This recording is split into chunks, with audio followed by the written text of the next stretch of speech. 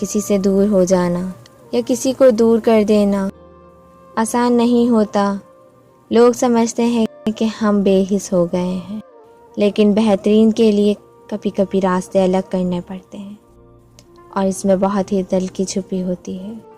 हो सकता है आप जिसे बेरुखी समझ रहे हों वो उस शख्स की ज़ात का अज़ियत से भरा हुआ दर्द हो, और फिर मिलना और बिछड़ना तो ज़िंदगी का हिस्सा है, लेकिन वो बिछड़ने के बाद मिलना ज़िंदगी की उम्मीद दिलाता है। फासला किसी रिश्ते को जुदा नहीं कर सकता और वक्त किसी रिश्ते की तलाफ़ी नहीं कर सकता। अगर जज्बात सच्चे हों तो रिश्ते हमेशा कायम रहते हैं।